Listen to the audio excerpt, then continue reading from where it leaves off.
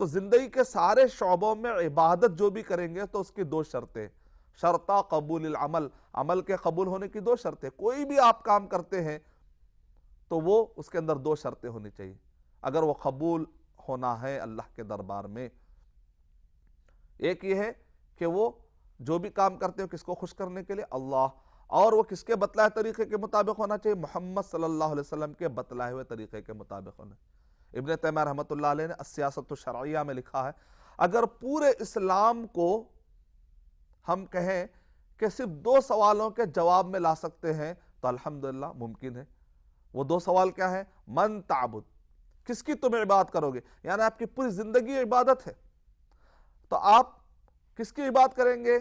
اللہ سبحانہ وتعالیٰ کی۔ وَكَيْفَ تَعْبُدْ، اور یہ عبادت آپ کیسے کریں گے؟ محمد صلی اللہ علیہ وسلم کے بتلائے ہوئے طریقے کے مطابق، جس کو دوسرے لفظوں میں کہتے ہیں الاخلاص والمتابعہ۔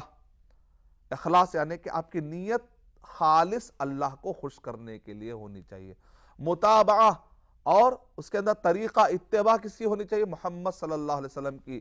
الاخلاص والمتابعہ اس کو کہتے ہیں، جیسا کہ اللہ تعالیٰ نے قرآن مجید میں ارشاد فرمایا، صحیح بخاری اللہ تعالیٰ نے قرآن مجید میں ارشاد فرمایا سورہ بینہ نمبر 98 کی آیت نمبر 5 میں وَمَا أُمِرُوا إِلَّا لِيَعْبُدُوا اللَّهَ مُخْلِصِينَ لَهُ الدِّينَ، اور یہودیوں کو حکم دیا گیا، یعنی کہ باقاعدہ یہ حکم ہے کہ نیت اچھی کرنا ضروری ہے، اس کا حکم ہے، ایسا نہیں کہ مستحب ہے۔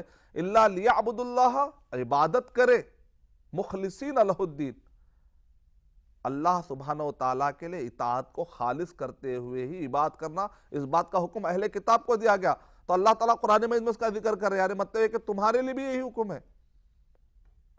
امرت ان اعبد اللہ کہا گیا، صحیح بخاری والیوم نمبر 1 میں حدیث نمبر 1 میں کہا گیا انما الاعمال بالنیات، کہ عمل کا دار و مدار نیت کے اوپر ہے، تو کوئی بھی آپ عمل کر رہے ہیں تو آپ کی نیت یہ ہونی چاہیے کہ اللہ سبحانہ وتعالیٰ کو خوش کرنے کے لیے، تو نیت خالص ہونی چاہیے۔